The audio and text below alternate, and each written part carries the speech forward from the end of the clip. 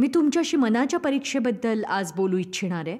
तुम्हाला असं वाटलं ना की तुम्हाला मनाची काही समस्या आहे तर तुम्ही निश्चितच तपासणी करा. स्वारस्यपूर्ण गोष्ट ही की परमेश्वर आपल्या मनाची तपासणी करतो. तुमच्या बाबतीत कधीतरी विचित्र, त्रासदायक आणि निराशाजनक अशा घटना घडतात आणि तुम्ही म्हणता की का हे काय चाललंय, माझ्याच बाबतीत असं का होतंय. बघा, ही एक परीक्षा आहे आणि जर तुम्ही या परीक्षेत पास व्हायला शिकलात, परमेश्वराबरोबर तुम्ही तुमच्या जीवनाचा प्रवास लवकर पूर्ण करू शकाल. जर आपण या परीक्षेत पास नाही झालो तर शुभ बातमी ही, परमेश्वराच्या शाळेत तुम्ही नापास होत नाही. तुम्हाला तीच परीक्षा पुन्हा द्यावी लागते, पुन्हा वारंवार वारंवार, जोवर तुम्ही पास होत नाही. एक सांगू का की तुमच्यापैकी खूप जण माझ्या बोलण्यामागची भावना समजू शकता. तुम्हाला नवीन शांती प्राप्त होईल जी तुम्हाला वेगाने यश मिळवून देईल, इतकं की तुम्ही विश्वास ठेवू शकणार नाही. बघा, आपण परमेश्वराबरोबर भांडू शकत नाही. जेव्हा तो आपल्या जीवनात येऊन आपली परीक्षा घेण्याचा निर्णय घेतो तेव्हा आपण त्या परीक्षेत उत्तीर्ण होण्याचे प्रयत्न करावेत. स्तोत्रसंहिता अध्याय 7 वचन 9, दुष्टाची दुष्टाई नष्ट हो, नीतिमानाला तू खंबीर कर. न्यायी देव मने व अंतःकरणे पारखणारा आहे, नीतिमानाला तू खंबीर कर. न्यायी देव मने व अंतःकरणे पारखणारा आहे, अंतःकरणे पारखणारा. परमेश्वर आपल्याला आजमावत असतो, आपली चाचणी घेत असतो. तो आपल्याला लोभात पाडत नाही. बघा, हा फरक जाणून घ्या तुम्ही. परमेश्वर कुणालाही लोभात पाडत नाही, सैतान पाडतो. पण परमेश्वर आपल्याला आजमावत असतो, पारखत असतो आणि यात काहीही चुकीचं होत नाही. आपण कुणाला कसं पारखतो? त्या व्यक्तीवर दबाव टाकून, त्याच्याकडून तेच करवून घेण्याचा प्रयत्न करणं. जे करण्याचा दावा ते करू शकत असतात. आणि बघा, मला विश्वास आहे की तुमच्या घरात फर्निचर असेल, तिथे खुर्च्या असतील, बेड असेल, स्वयंपाकघरात खुर्च्या असतील, काही वेगळे सोफे आणि बसण्यासाठी काही सामान असेल. आणि मी सांगू शकते की तुमच्यापैकी एकानेही त्या खुर्च्या किंवा गाद्या किंवा त्यापैकी कोणताही सोफा त्यावर बसल्याशिवाय विकत घेतला नसेल. तुम्ही काय करत होता? तुम्ही तो तपासत होतात. तुम्ही सुपरमार्केटमध्ये जाता, फर्निचरच्या दुकानात जाता आणि कुणीतरी सांगता ही खुर्ची या दुकानातली आरामदायी अशी खुर्ची आहे, तर मग तुम्ही सगळ्यात आधी त्यावर तुम्ही बसून बघता आणि बघा, यातच समजूतदारपणा आहे. तुम्ही तिला आजमावताय हे पाहण्यासाठी की ती कशी बनली आहे. एक मूल वर्षभर शाळेत जातं, ते शिकत असतं. त्यानंतर परीक्षा देण्याची वेळ येते आणि जर ते मूल परीक्षेत पास झालं, त्याला रिपोर्ट कार्ड मिळतं ज्यावर लिहिलेलं असतं तो आता पहिल्या वर्गातून दुसऱ्या वर्गात गेलेला आहे किंवा दुसरीतून तिसरीत. जेव्हा तो परीक्षेत पास होत नाही, ते म्हणतं की तुमच्या मुलाला दुसरीच्या वर्गात 1 वर्ष अजून शिकावं लागेल. बघा, परमेश्वरही आपल्याबरोबर हेच करतो. तो आपल्याला पारखतो आणि आपण त्याच्यापासून पळण्याऐवजी जे चालू आहे त्याला सहकार्य करायला शिकायला हवं. फक्त एवढंच म्हणावं, ही एक परीक्षा आहे आणि मी यात सफल होणार. बघा, लक्षात घ्या, ही एक परीक्षा आहे आणि आपण याच्यात पास व्हायचं आहे. एक व्यक्ती मला काही प्रश्न विचारत होती, विशेषतः देवविषयी.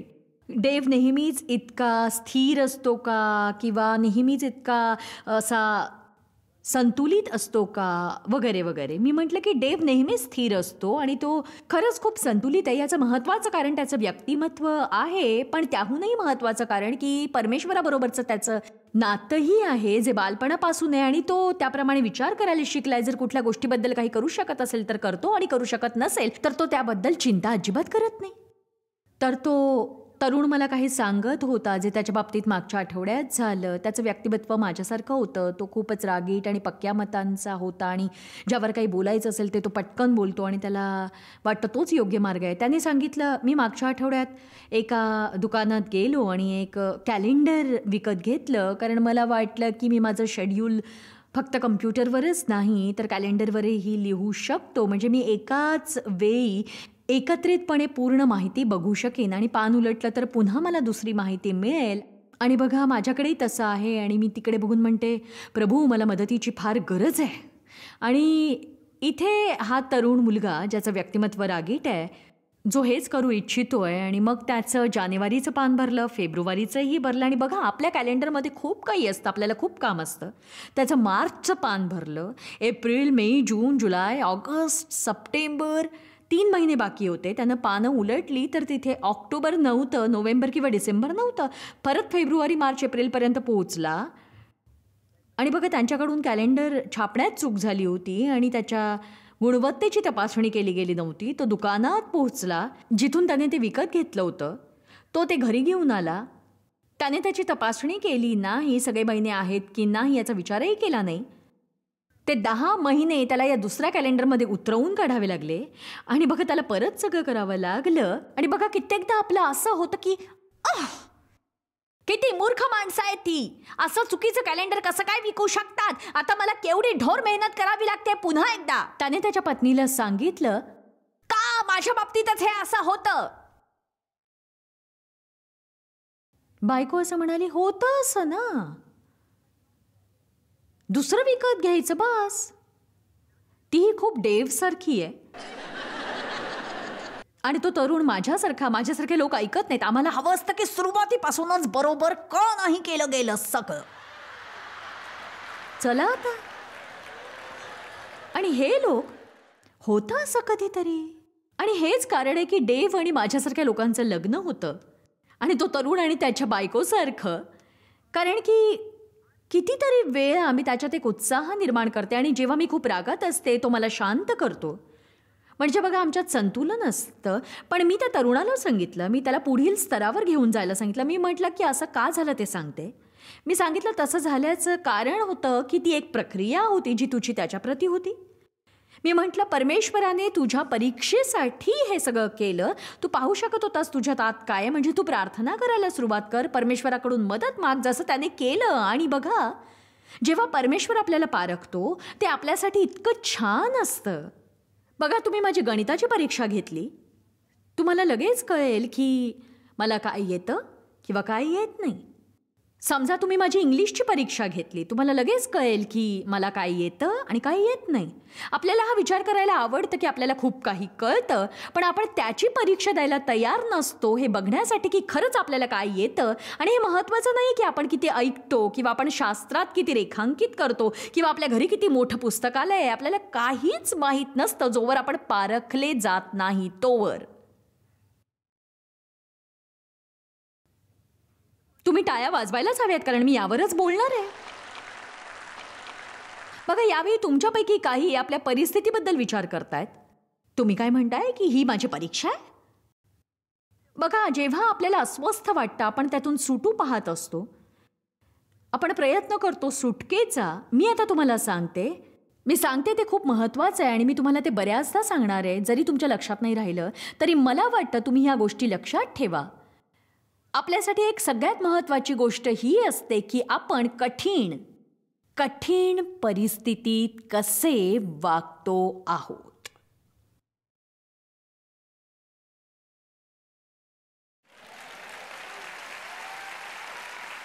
मला माहिती आहे खरं ऐकणं जरा कठीण जातं, पण ऐकायलाच हवं आपण ते.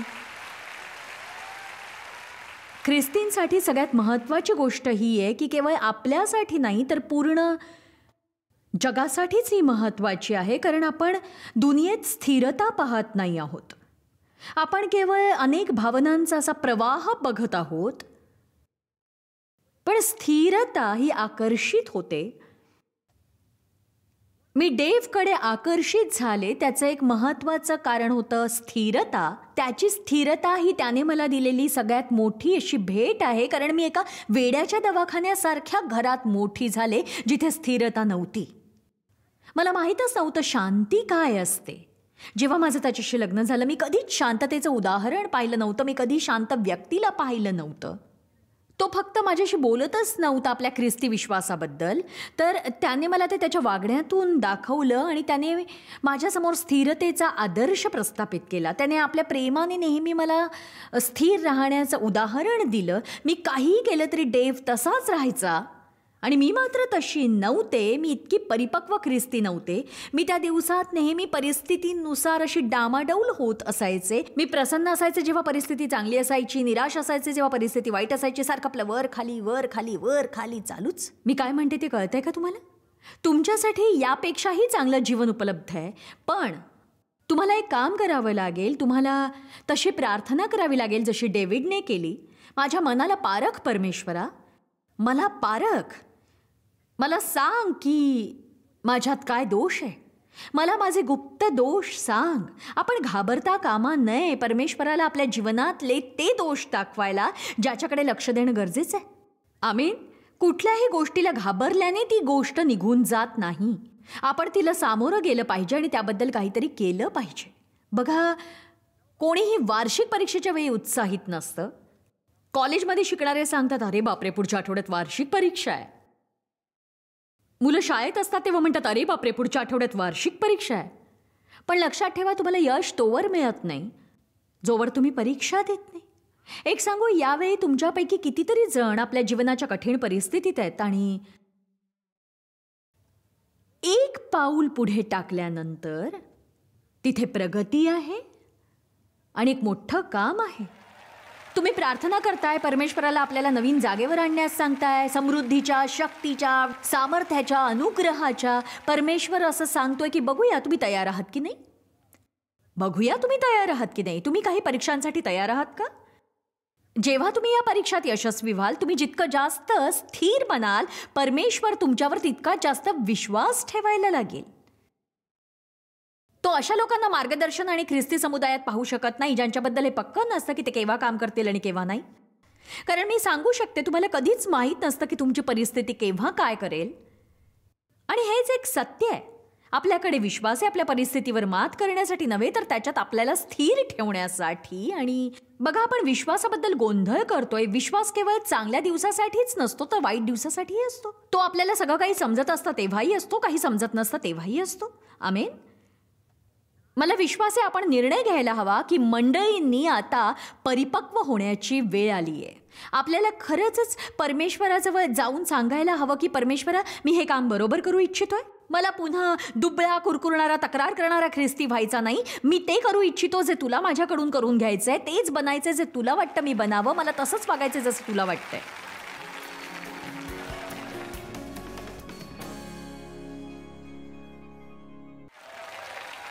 बघा, प्रत्येक जण वचन प्राप्त करू इच्छितो, त्यात काहीही समस्या नाही. मी इथे उभी राहून तुम्हाला शिकवेन की तुम्ही येशू ख्रिस्ताबरोबरचे सहवारस आहात आणि तुम्ही स्वर्गात जाणार आहात. आणि देववचन आणि प्रीतीच्या वाटचालीबद्दल मी तुम्हाला सांगेन. तुम्ही इतके उत्साहित व्हाल की माझ्यासाठी संदेश देणं कठीण होईल. पण बघा, मी जेव्हा संदेश देते तेव्हा सगळे शांत होतात, जे चांगलं आहे, कारण आपल्याला या प्रकारचा संदेश ऐकण्याची सवयच नाहीये. म्हणून मग तुम्ही खोल विचारात पडता. बघा, सैतानाला माहीत असतं तुम्हाला कशाचा त्रास होईल, त्यामुळे तो तेच करतो ज्यामुळे तुम्ही त्रासाल. तुम्ही ऐकलत का माझं? तो तुम्हाला त्रास देण्याची व्यवस्था करतो. बघूया अनुवाद अध्याय 8. माझ्यासाठी हा जीवन परिवर्तनाचा अध्याय आहे. आणि खरंच माझ्याकडे हा अध्याय आता पूर्ण शिकवायला वेळ नाही आहे, पण मला वाटतं तुम्ही अनुवाद 8 वाचलंच पाहिजे. त्यातून आपल्याला खूपच शिकायला मिळेल. नेहमीच वाचा अनुवाद 8, जोवर तुम्हाला ज्ञान प्राप्त होत नाही. कारण मी परमेश्वराबरोबर आपल्या प्रवासात खूप काही सहन करत होते, कारण तो मला सेवा कार्यासाठी तयार करत होता. आणि ते निश्चितच खूप छान असं नव्हतं. जसं मला वाटलं होतं तसं नाही. मी प्रार्थना करत होते आणि मला काहीच समजत नव्हतं. मी खूप गोंधळून गेले होते आणि मला काहीही समजत नव्हतं की परमेश्वरा तू काय करतोयस तरी काय. अनुवाद अध्याय 8 वचन 2. निश्चयाने तुला लीन करावे आणि तुझ्या मनात काय आहे, म्हणजे तू त्याच्या आज्ञा पाळशील की नाही याची कसोटी पाहावी. म्हणून तुझा देव परमेश्वर याने गेली 40 वर्ष तुला रानातून कोणत्या रीतीने चालवले याचे स्मरण कर. बघा, तो केवळ 11 दिवसाचा प्रवास होता, वचनदत्त भूमीपर्यंतचा. फक्त 11 दिवस. त्यांना तिथे पोहोचायला 40 वर्ष लागली. बघा, आपल्यापैकी कितीतरी जण असा प्रवास उगाचच लांबवत बसतात, कारण आपल्याला परीक्षेबद्दल माहीत असतं आणि आपल्याला समजत नसतं की परीक्षा ही खरंच किती महत्त्वपूर्ण आहे. प्रामाणिक असणं त्या परीक्षेत, स्थिर असणं आणि अट्टळ राहणं. आपण जंगलात आपल्या तोंडातून निघालेल्या शब्दाचं महत्त्व समजू शकत नाही. बघा, आपल्या तोंडातून तेच शब्द निघतात जे आपल्या मनात असतात.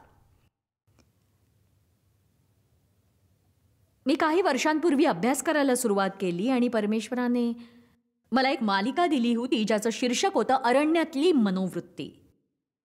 लोकांच्या चुकीच्या मनोवृत्तीबद्दल, जी लोकांच्या चुकीच्या मानसिकतेबद्दल होती आणि वास्तवातही लोकांच्या मनात वाईट वृत्ती असतात. आपण या आठवड्यात याबद्दलच बोलतोय.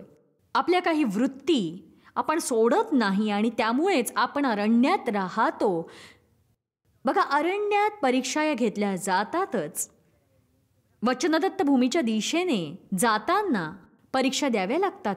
तो म्हणतो, मी 40 वर्ष तुला अरण्याच्या मार्गावरून यासाठी आणलं, तुला नम्र बनवावं आणि तुझी परीक्षा घेऊन हे समजू शकेन की तुझ्या मनात काय आहे आणि तू त्या आज्ञेचं पालन करू शकणार आहेस की नाही. पाहिलं तिथे काय म्हटलंय? तुम्हाला पवित्र आत्म्याच्या सामर्थ्याची गरज नसते चांगलं वागण्यासाठी, जेव्हा सगळं आपल्या इच्छेनुसार होत असतं. तिथे कुठलीही परीक्षा नसते.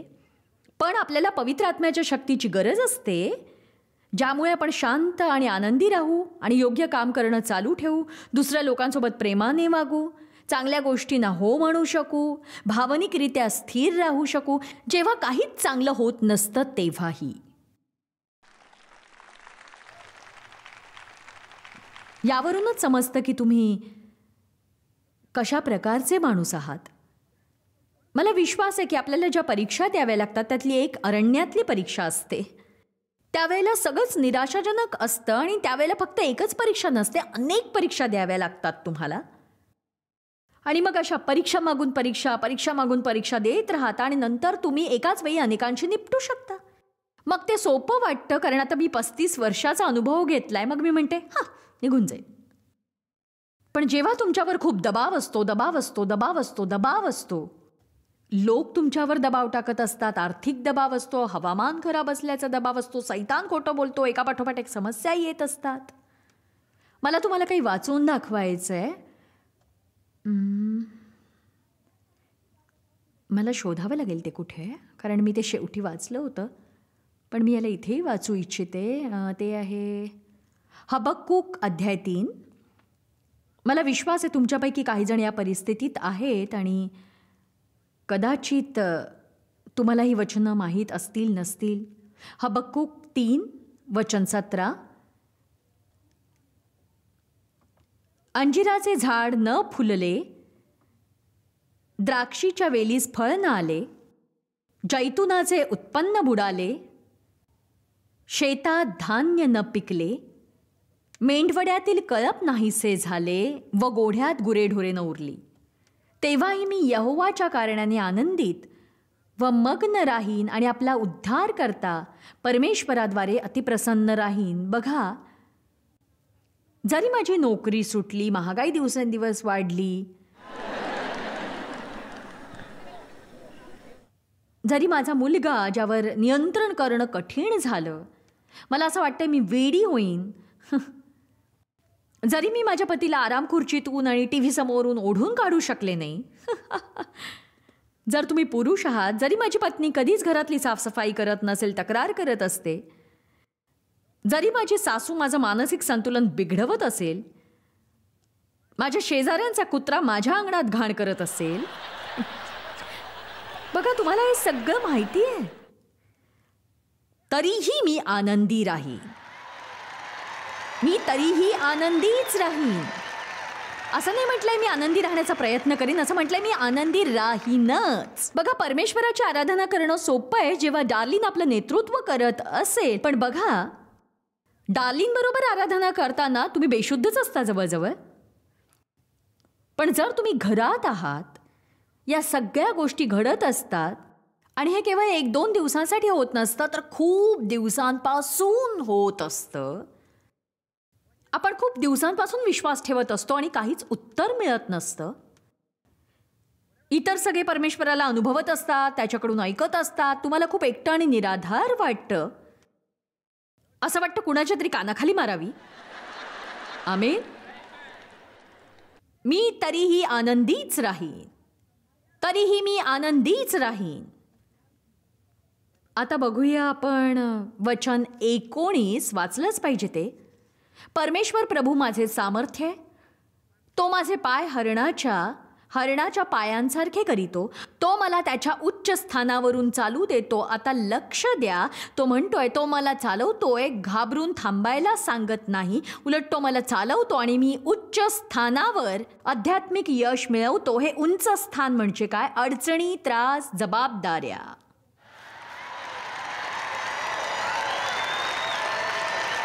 जवळजवळ 10%च लोक आहेत ज्यांना हे समजतंय.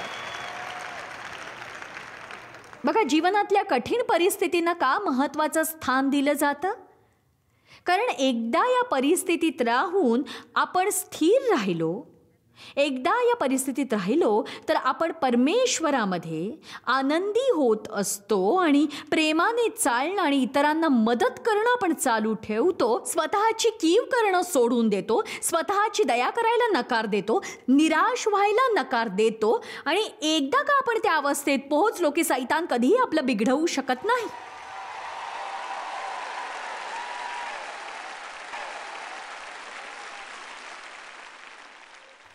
मला विश्वास आहे की या सभागृहात टीव्हीच्या प्रेक्षकांमध्ये असे लोक असतील जे भिन्न भिन्न प्रकारच्या आत्मिक व्यवस्थेत काम करत असतील.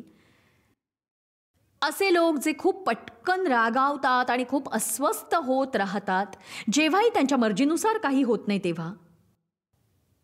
मीही अशीच होते, मी याबद्दल जाणतीये.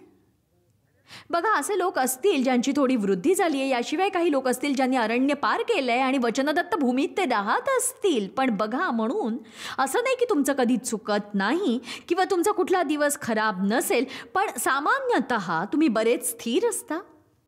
बघा, माझा नवराही ट्रॅफिकची तक्रार करतो इतका स्थिर असूनही. इतर कार चालवणारे शिस्तबद्ध कार चालवत नाहीत म्हणून त्याला खेद वाटतो अजूनही. आणि तो म्हणतो बेशिस्तपणे गाडी चालवणाऱ्या बायकाच जास्त असतात आणि त्याचा मला राग येतो. चला, तो टीव्हीवरून दाखवल्या जाणाऱ्या प्रत्येक खेळातला तज्ञच असल्यासारखा वागतो. मला नाही फरक पडत तो बेसबॉल आहे की बास्केटबॉल किंवा हॉकी, कुठलाही खेळ असेल. डेव्हला इतकं करेक्ट ज्ञान असतं की त्यांनी काय करायला हवं आणि तो सगळ्या खेळाचा प्रशिक्षकही होत असतो. म्हणजे असं नाही की त्याच्यात काही कमजोरी नाही, त्याच्यातही नक्कीच आहे, पण त्याच्यात तितकी नाही जितकी माझ्यात आहे. बघा, मी सतत आरडाओरडा करत असते आणि डेव सतत शांततेत असतो. किती जणांना माहिती आहे आरडाओरडा करणं म्हणजे काय? तुम्हाला माहिती आहे का?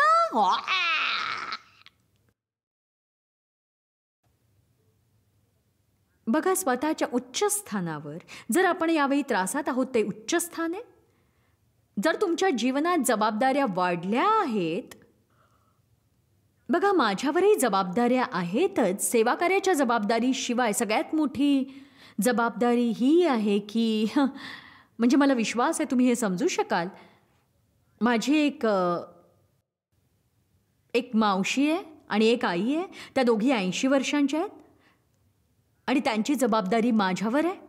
त्यांची काळजी घेणं, त्यांना तयार करणं, डॉक्टरकडे त्यांनी जावं, त्यांनी सगळं सामान आणावं, घरात नियमित सफाई व्हावी, त्या हॉस्पिटलमध्ये दाखल होतात तेव्हा त्यांच्याकडे लक्ष द्यायचं, त्यांची काळजी घ्यायची. आणि माझी आई मागील काही महिन्यांपासून हॉस्पिटलमध्ये आहे. आता शेवटी ती कदाचित आज हॉस्पिटलमधून घरी येईल. म्हणजे मागच्या 3.5-4 महिन्यांपासून माझ्यावर खूप मोठी जबाबदारी होती आणि माझी 4 मोठी मुलंही आहेत. 4 मुलं आहेत आणि शिवाय माझी 9 नातवंड आहेत. सगळ्यांच्या काही अपेक्षा आणि गरजा असतात. माझ्यावर खूपशा जबाबदाऱ्या आहेत, पण शास्त्रानुसार जेव्हा आपण या जबाबदाऱ्यांमध्ये असतो तेव्हाच आपण मोठे होऊ शकतो आणि तेव्हाच आपण तक्रार न करण्याची निवड करू शकतो आणि तेव्हाच आपण हे सांगण्याची निवड करू शकतो, मी हे करू शकतो ख्रिस्ताद्वारे जो मला सामर्थ्य देतो. चला, परिपक्व होण्याची वेळ आली आहे.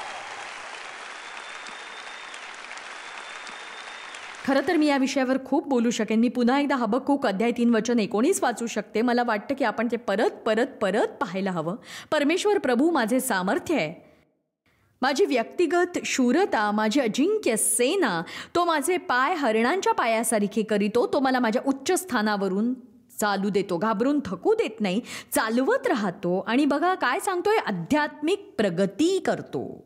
वा, जर तुम्हाला खूप कष्ट पडले, जर तुम्ही स्थिर राहण्यात यशस्वी झालात तर तुम्ही सांगायला हवं, मी वाढतोय, माझी वाढ होतीये, मी वाढ होण्याचं दुःख अनुभवते, माझी वाढ होतीये. आमेन. एक सांगू, परमेश्वर आपल्याला ज्या परीक्षातून आणि कष्टातून जाऊ देतो त्याद्वारे आपलं चांगलंच होत असतं, विशेष करून जर आपण सरळ मार्गाने चाललो. त्याचा उद्देश आपला विश्वास वाढवणं असतं. परमेश्वर या सगळ्या गोष्टीचा वापर करतो आपल्याला सुधारण्यासाठी. दबावाच्या क्षणी आपण कसं वागतो ही सगळ्यात मोठी गोष्ट असते. आणि बघा, परीक्षा देण्यापूर्वी आपल्याला माहीत नसतं की आपण पास होऊ की नाही. म्हणून कोणतीही परीक्षा असो, तुम्ही असं म्हणू शकता की मी आनंदीच राहणार. तुमची इच्छाही नसेल, पण तुम्ही विश्वास ठेवायलाच हवा. आणि काहीही झालं तरी त्यातून तुमचं चांगलंच होणार. काहीही परिस्थिती तुमच्यावर आली तरी विश्वास ठेवा की जरी काहीही झालं तरी मी सामना करीन आणि चांगला स्वभाव ठेवीन, परमेश्वरावर विश्वास ठेवीन, त्याद्वारे तुमचं चांगलंच होईल.